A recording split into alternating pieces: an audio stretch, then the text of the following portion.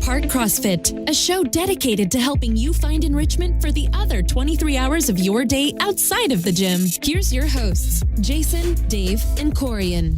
Good afternoon, ladies and gentlemen. We are back for Anchored at Harbor Park, episode 39. Today we have a very special guest with us, and it is the dog episode. Oh boy. Before we get into it, I'm Mr. Jason. I'm Coach Dave. Coach Corian. Who's our special guest? Mr. Blair Wolf. Woof! Oh boy.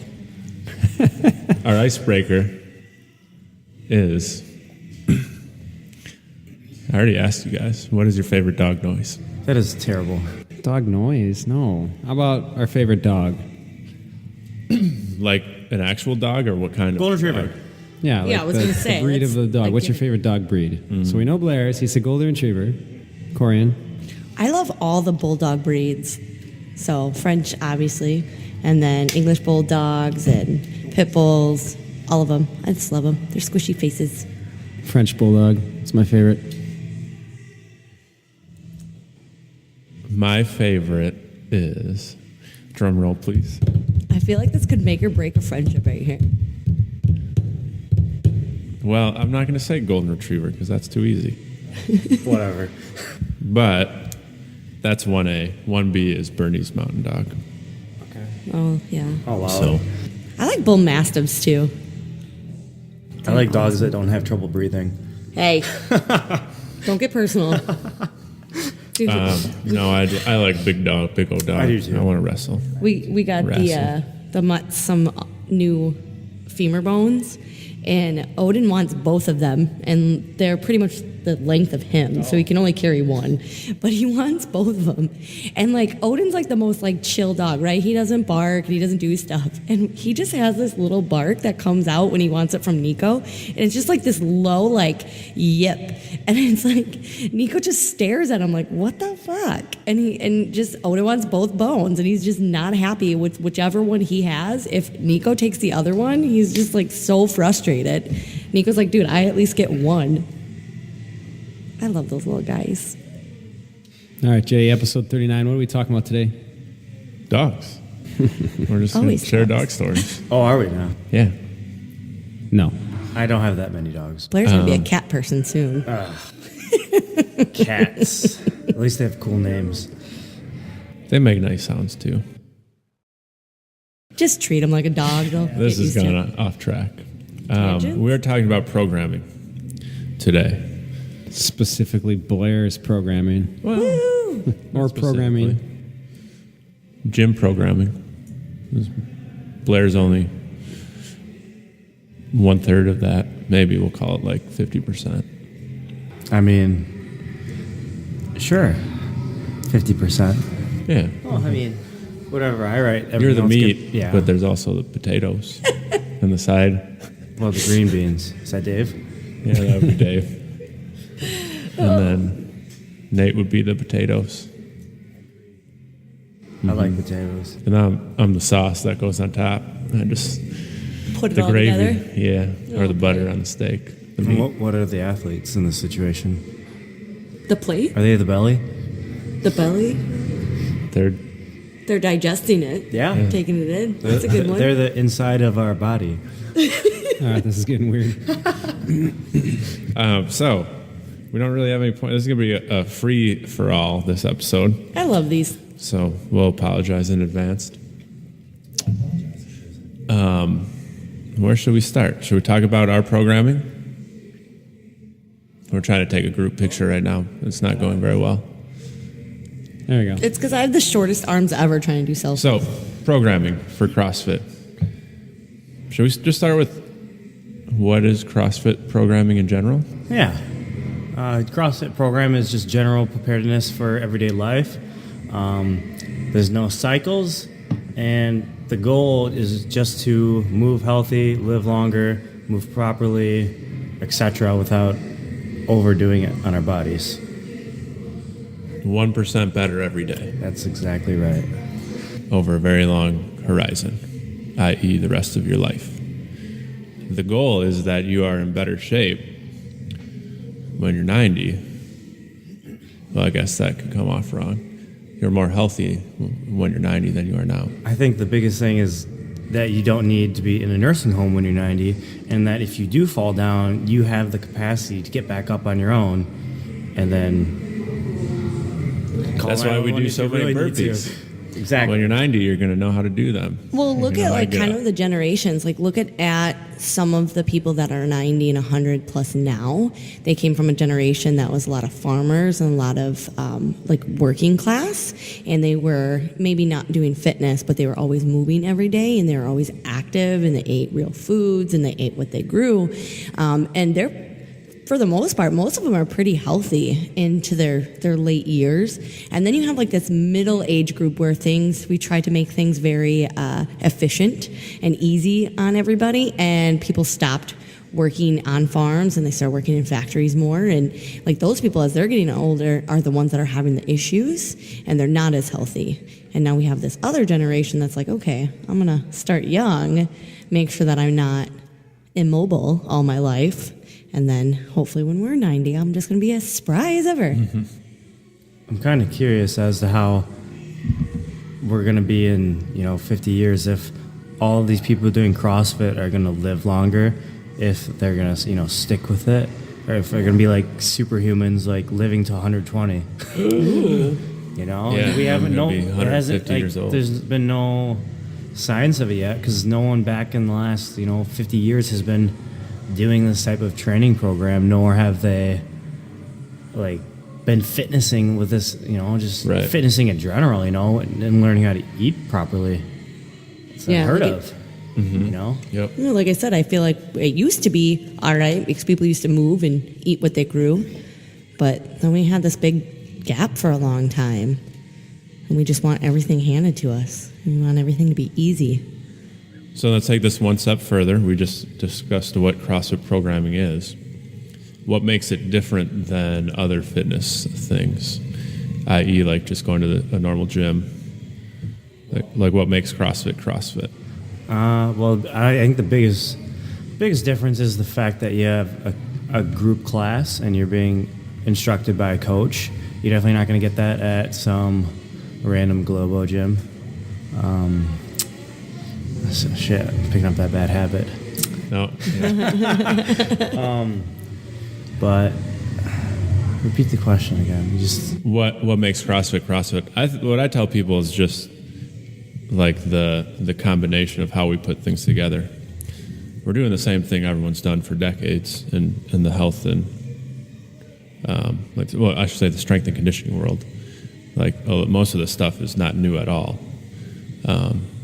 It's just the way we put it together is a unique way. I think CrossFit programming is nice because it has the 9 foundational movements but translate in everything, so you're just not getting really good in one domain and in one realm. We don't just stick to all frontal plane or back stuff. It's this mixture, so you get this good balance throughout your body. So that's why I like CrossFit, because there's always something different that I'm working on. Mm-hmm. Variety. I do agree. You're not going to go into a Globo gym and be focusing on those 9. Nope. Those 9 functional movements, nor are you going to be working on the 10 foundational. What do they call it? Cardio.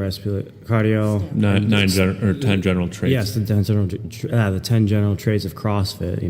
No one else is really doing that. You go to a Global gym, they're either cardio bunnies or really buff people just trying to get buffer. Mm-hmm. And then here in CrossFit, we do a little bit of both. Bro sesh for days. Bro sesh. The thing about that is if you have those bro sessions, they're really strong, but then you throw them into a cardio style workout and they're going to die out real quick because they've only trained their body to do one thing, whereas we can lift heavy weights and we can go fast and we can do it with our heart rate up. In good form. Ideally. You can bench 400 pounds, but what's your mile time, bro? Yeah. Dude, someone said something the other day. We were joking around down in Kenosha, and we were talking about curls for the girls, but it was a bunch of ladies working out, and so then they came up with buys for the guys. I was like, You've never heard yes. that? No. Oh, okay, I'm late to the party. I'm going to and hashtag tries this. for the guys, too. Yeah. I like Buys for the guys, tries for guys, curls for girls, I'm going to hashtag triceps that for the I got nothing. I'm doing a lot of bro sesh stuff right now, but it's fun. So Blair, I have a question for you that probably would relate to a lot of people listening to the show. How do you come up with your programming? Most people think that you just sit there going, what can I torture them with today? I mean, that's part of it. I off tangent for a second. I'm programming like 2 weeks ahead, and there's burpees on one day, and then I gave them burpees on the next day, and I purposely wrote in the notes, hey, yeah, I know you have burpees 2 days in a row, but guess what? You'll be fine.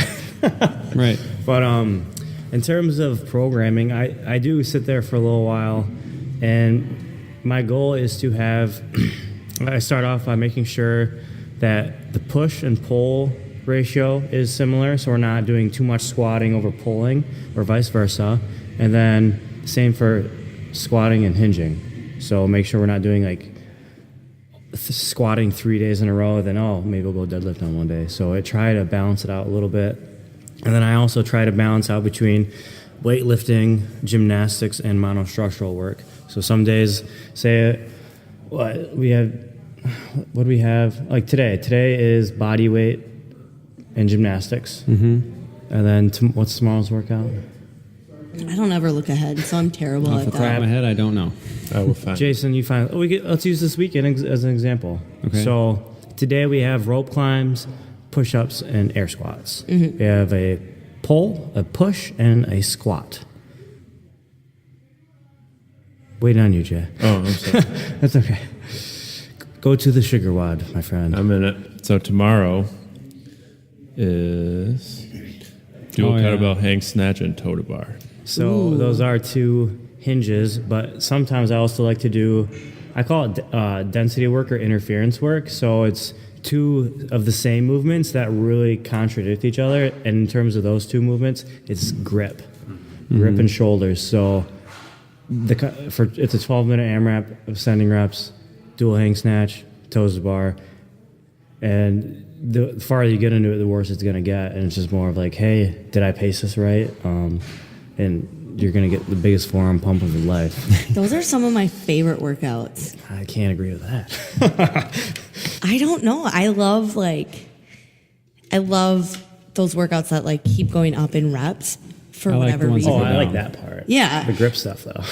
No, I just meant like the ascending reps because I just feel like you're right. Like those first couple rounds feel really easy and it's really easy to fly through them.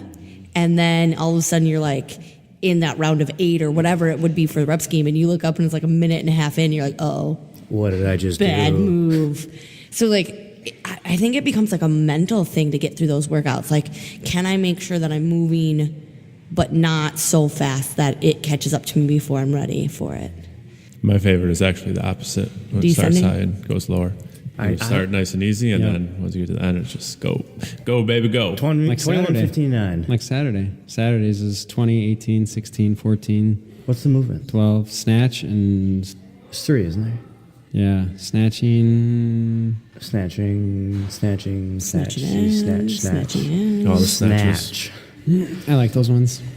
But so like one thing about CrossFit, and I think CrossFit gets a bad name, or there's a stigma about it where CrossFit workouts have to be 40 to 50 minutes long because we do these crazy workouts and we just go.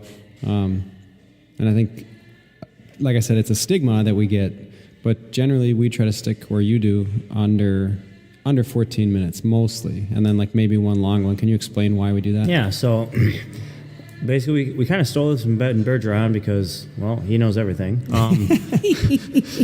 Of the 4 main workouts, like Monday, Tuesday, Wednesday, and Friday, we usually generally try to have one workout that's a long one, 20 minutes or longer, just so we get that long endurance effect. We have one that's 9 minutes or less, so we can get an anaerobic feeling. And then we try and get one in that 9 to 15 minute range. That's going to get our just our metabolism going pretty good. Are you thinking of the last thing we try to do? Yes. Strength. Oh, I was trying to think of the other word for not metabolism. It's just good for your general health in general. Are you thinking of your phases? Oxidative, metabolic, Yes. Phosphate. Yeah. Phosphatic is lifting, correct. Yep. I think too, I think the hard concept for most people to understand is like people have we've talked about this in prior episodes, like what's your vision of health? And some people, when they are working out, like their vision of health is muscular and lifting heavy weights and doing those sort of things. So that's what they want to do in the gym. That's their version of healthy. Whereas other people are like, I want to be able to be flexible and I want to be able to run for long. So that's their vision of what health revolves around. And I think sometimes people just have a conflicting view of what they want to look like to be healthy. And for us, I think we've talked about this a lot, healthy for us is like staying out of the nursing home, like we said earlier, by the time we're 90. So that doesn't mean that a 400-pound deadlift is going to keep me out of the nursing home. But getting my heart rate up and working on that aerobic and anaerobic endurance and my lung capacity, that stuff is going to keep me out of the nursing home. And I think everyone needs to think about the long game more. Pyramids weren't built overnight. It's a good quote. Yeah, I think we, as a society, are terrible at that. The leading reason why people go to the nursing homes is because they're weak. So strength is very important. Yeah, it strengthens our bones too. But I like the fact that with our programming, like we don't focus on just like 20 plus, 40 plus minute workouts because, and I know people love them, and I do like the longer ones too. But what, like we were talking the other day, we had that 25-minute one. It was like pull-ups, push-ups, walking lunges. Oh, the Cindy Plus. That was a Cindy variant. That was a great workout. But like you're able to pace that the whole time. You just because you're thinking about like I still have 12 more minutes to go. Like don't go too fast. So you're pacing it out, and that's like what your mind. That's how you should be doing those. And then you have the ones that are like Fran. That's like going fast as you can in 3 to 5 minutes. Make it hurt. Yeah, and you're like you said, you're training different avenues of the body. When you're in those 20 plus minute workouts, you're only training. It's like somebody who goes to the gym and only lifts. You're only working out one avenue of the body, basically. So you're just working that long cardio-based workout. Whereas, this, like you said, the slower base are working the glycotic or the anaerobic. So I like the variations that you have. We should just, as for fun, we should count how many times or how many episodes we reference Ben Bergeron, by the way. Probably all of them. I think there's a few we might We have stole missed their it. podcast show because he is the godfather of CrossFit. Just chasing excellence. Ooh, chasing excellence.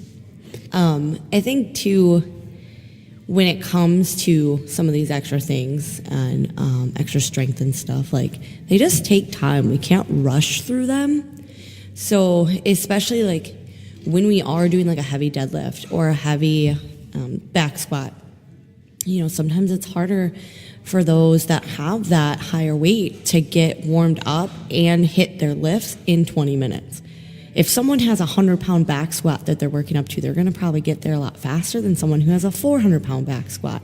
So we have to take into consideration some safety issues when we do a strength and or Metcon every day. And I think that sometimes that gets forgotten. If we're trying to cram everything in, people are going to warm up way too fast to their heavy weight, and that is a potential for injury. And so sometimes we just, there's certain things we have to remember we can't fit into an hour. Oh yeah, I agree with that completely. So Blair, with your programming, is there anything that you see that you wish people would take into consideration? I think sometimes I like in the notes on today's goal. I try and put in a few tips. I love your tips and how you write them. I try to be funny every now and then, but I don't think everyone reads them, and I don't think they take them as seriously as they could be. Probably like that Cindy one. I said, pace this out like something sustainable, and I still see some members like going to the point like, oh crap, I went too hard, and now in the first 5 minutes.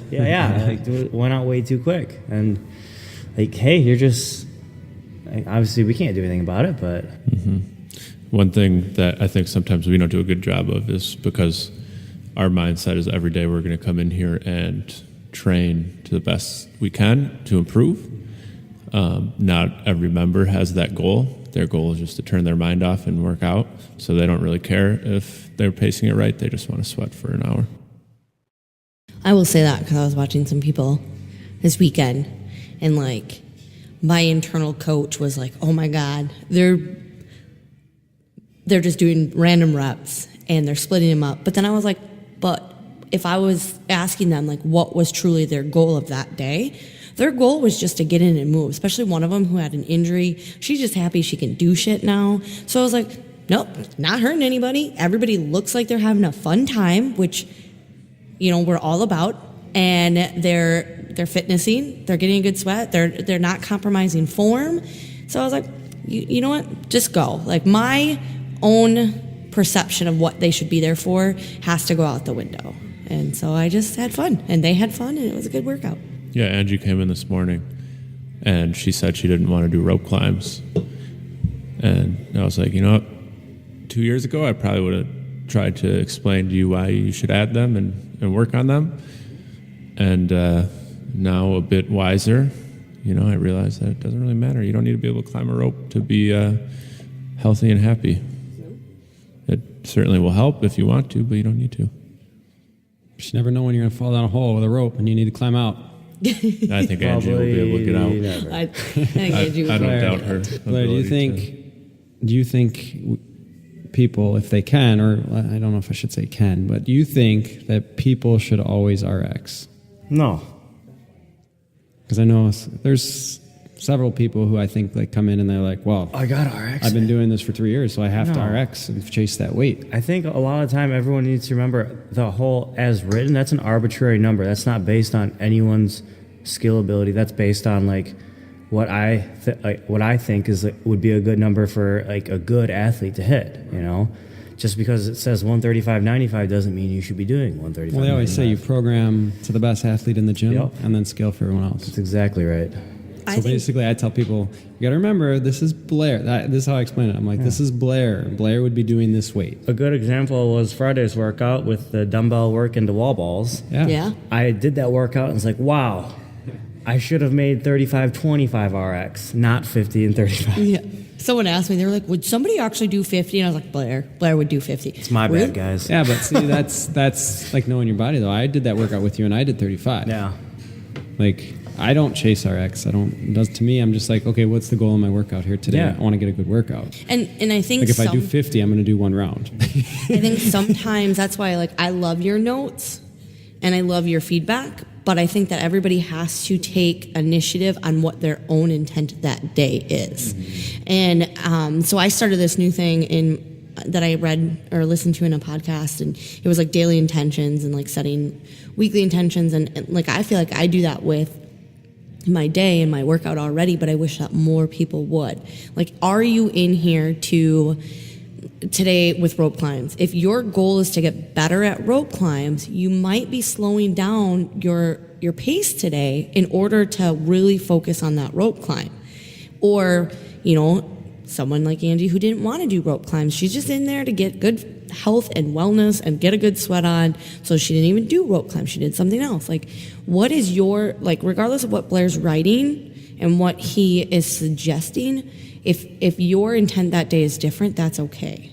And then just work out to the ability of your intent for the day. I think everyone does need to come in and have like their own goal in mind. Say today with the rope climbs, push-ups, air squats. Do I want to get better at rope climbs? Do I want to get through this workout at a certain pace? Do I want to get better at push-ups, you know? I think if you set a goal in mind every day, whether it's to get better at rope climbs, to just have fun, or just break a sweat, you're going to feel a lot better with like zero pressure whatsoever. And then if you achieved your result, you're going to feel great. Yeah. I think some people just come in here mindlessly, like, oh, I'm just going to do today's workout. So then I've asked a few times, hey, what's your goal? I don't know. So then I try and give them one. Like, hey. How about you do your rope climbs without breaking? Yeah. Or short break. Or down and up. Yep. Or maybe try and get through the push-ups in a certain amount of time. Right, no breaking them up. Exactly. Do them all unbroken. Exactly. Everybody, or I won't say everybody, a lot of people talk about breathing and always like having breathing being the hardest part of a workout.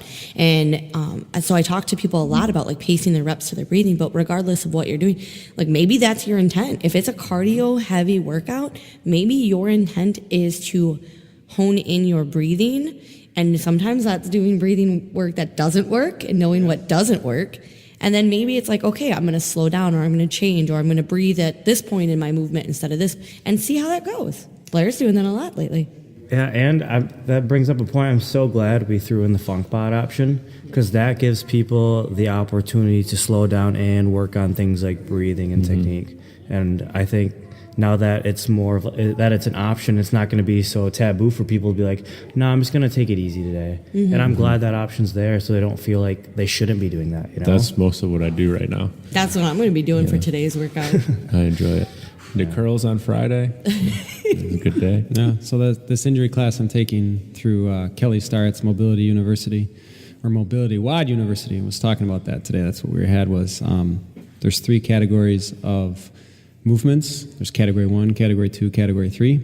I think category 3 is like the high skill movements, like muscle ups, snatches, clean and jerks. And then category 2 would be like your kipping pull-ups, handstand push-ups.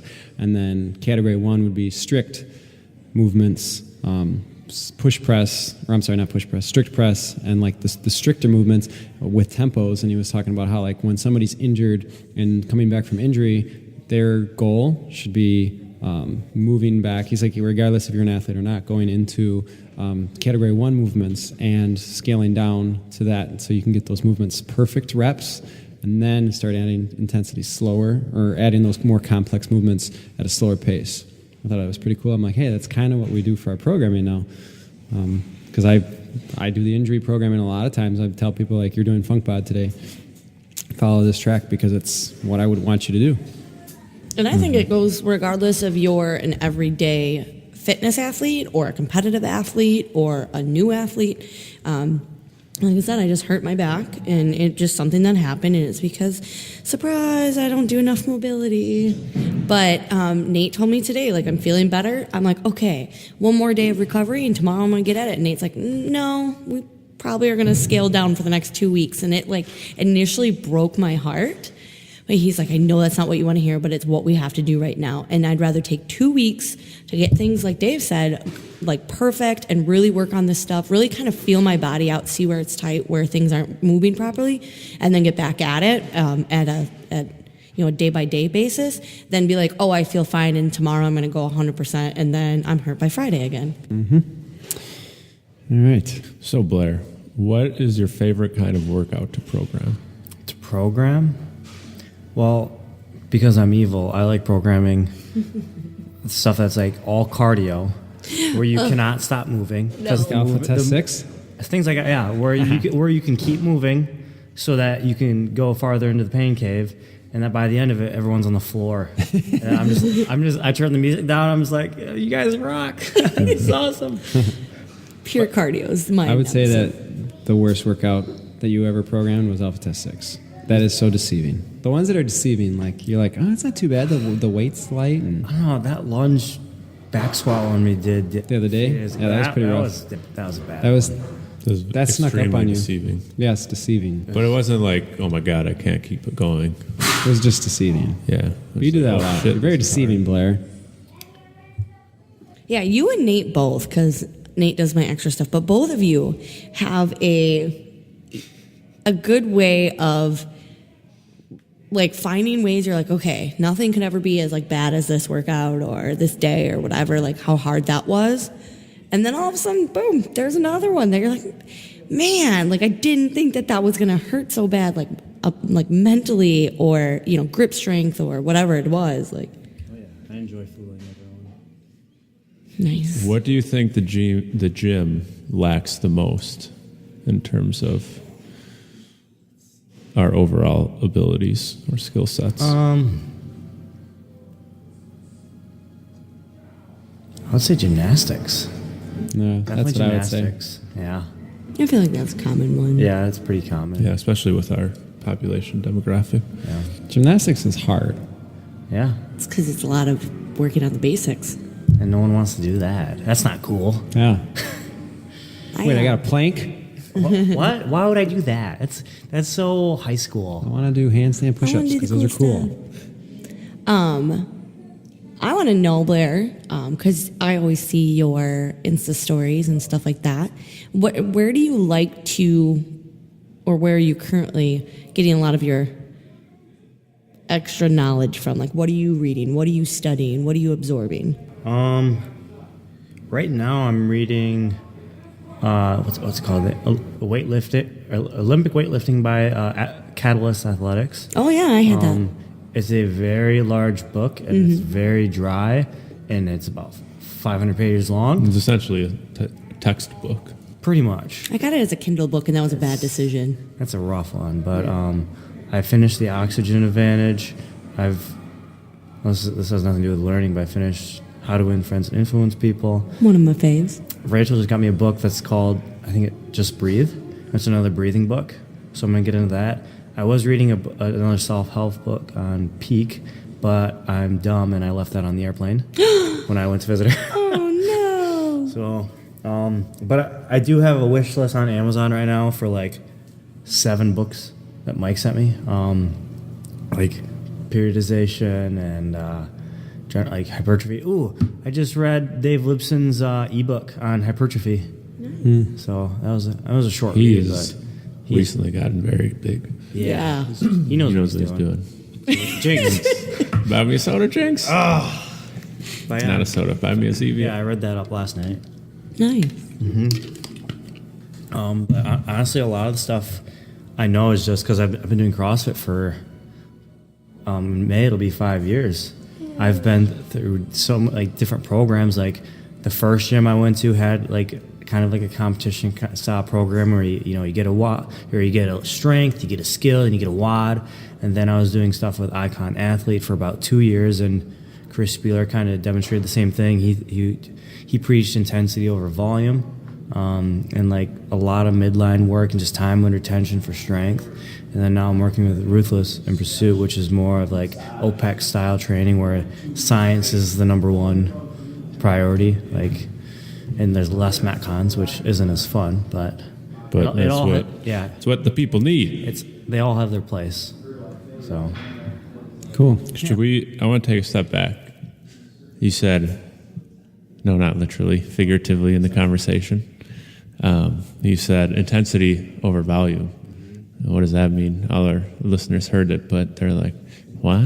Intensity over volume, guys. That means going hard for 5 minutes on a Metcon compared to doing back squats and then some split jerks and then a 20-minute workout and then some accessory work and then some gymnastics and then calling it a day. Because guess what? You're going to get better with intensity, not volume. Unless you have time to train all day and eat 4,000 calories a day and sleep and only work 4 hours at a day job. That's the only time it's feasible. I'm going to take this opportunity to refine what you just said. Okay, you do that. Words. Packing more in and doing it at less intensity is not more beneficial than doing less at higher intensity. That's basically what I said. You said that, but in a long, drawn-out way. So essentially what happens if you do a bunch of stuff, say you have, a strength session, a workout, and then some practice.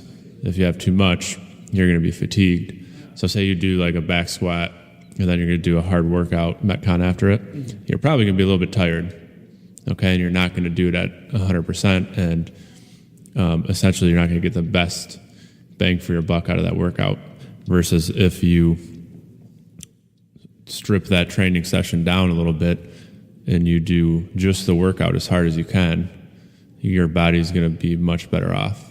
Or maybe you do just the back squats as hard as you can. I think, too, I talk to a lot of people when they start advancing and they want to start adding more stuff and they have more time. They're like, how do I know that I'm ready for that? So I try to tell people, and you guys can jump in if I'm wrong, you have to listen to your body. If you are someone who typically sleeps well and has a normal appetite and you eat and all this stuff, and then all of a sudden you start adding more volume and you're not able to sleep and you're very maybe agitated or seem stressed, like mentally, like there's so many like body indicators when you're overworking, whether it's from your job or from fitness or anything going on in life. So being able to like kind of sit back and like look at what's going on and how you're recovering and how you feel is a good indicator on if you're doing too much. You know, like I said, injuries are generally a big indicator that you're doing too much. So sometimes it's okay to push through. Sometimes we have to take a step back. If you guys heard the phrase, there's no such thing as overtraining, just under-recovering. That was what I was thinking about, yeah. Yeah, I mean, under-recovering can be not getting your macros. That could be getting 6.5 hours of sleep instead of 8. And you know what? If you do that every day for a week, that's going to make a huge difference in your performance. Not doing enough mobility, you know, just there's so many little factors that can play in. And if you're not super consistent on it, then it's probably not a good idea to add all that extra stuff because your body's just going to start breaking down over time. Yeah, I've noticed a huge difference since I've been sleeping more, putting more emphasis on my sleep, so making sure I go to the bed the same time every day. And then I definitely know a difference when like yesterday, it throws me off, my sleep cycle off. Definitely feel more tired, and I'm more sluggish in the gym. It's tough. That's his own fault. He wanted to stay up and watch Bears game. So, game. But yeah, and I tell people like start slow, only add a little bit at a time for various reasons. One, if you jump in too much, you're definitely going to not recover as well. But the other thing is like I always tell people, regardless if it's nutrition or exercise or mindset, when you add too many variables at once and something's not working, you don't know what it is that's not working because you added too much. Like if I only add one extra track and I'm not recovering, well, I know that's probably fucking what it was. Whereas if I did all three of them, I'm like, I don't know. Now I got to cut them all out because I don't really know. So start slow, build. Yeah. Or don't. Yeah. You don't need to. Yeah. I was going to say, the biggest thing is you got to ask yourself why you're doing this. Yep. All right, do you just want to do it because... Do you want to compete? You know, do you want to look better? Do you want more aesthetics? Like, I think you have to constantly remind yourself, too, and you're not just doing it to do it, you know? Just because someone else is doing it. Oh, I want to hop in and do that, you know? Yeah. But... So your why and your lifestyle definitely plays a huge role. Like, Blair, we've talked a lot. Like, you're competitive now, but you know you're not going to be competitive forever. And when you're no longer competitive, maybe other things in your life will be able to be added back in. Like, you sacrifice a lot. I think more than people really understand and comprehend for the fact that competing is your goal right now. Other people don't want to sacrifice things, but they still want to compete. Yeah, should I talk about that? We can, yeah. Well, I definitely don't go out on weekends. I can't remember the last time I drank, or I think I had a beer with you and Andrew. What, 2 months ago? Yeah, at the bar. Besides Not at the bar, that, though, at dinner. I've never had more than 2 beers in the last year or two. I think, at least I can remember. But I don't go out very much. I'd rather stay home and relax. And recover. My day is pretty scheduled out every single day. I don't have time for TV. Except for Thursday. I don't get to see my family very often. They live 2 hours away, and I choose to stay here and train instead of going home to see them, you know. And thankfully, my parents support that. But my last significant other, I chose to train instead, you know. And I will be happy when that period is over and I can focus on other things in life and just enjoy it more. But yeah. But that's just what you got to do sometimes. And, you know, same with like making sure that you're in the gym all the time. We've talked about mobility. We've talked about sleep. We've talked about eating healthy. If you want to make the most out of that hour that you're doing every day, those other things have to be important too. All right, I think we're getting a little Tangent. unruly in here. Oh, no. Well, thanks, Blair. Unruly? Weird things are happening. Unruly would be like throwing something in here or like flipping this chair uncontrollably with rage. Blair is about to start flipping things. I am. It's the beta alanine in his I'm blood right hungry. now. I may have had some beta alanine before this podcast and forgot that it was in my shake. Nice. Whoops. Blair, thanks for joining Yeah, us. thanks for joining, Blair. Any parting words? I like dogs. We know this. Oh. All right, stay classy. Harbor Park, we'll see you next episode. Bye, guys. Goodbye. Goodbye. Thanks for listening to Anchored at Harbor Park CrossFit. If you would like further information about our programs, visit www.harborparkcrossfit.com. We hope you'll tune in next time.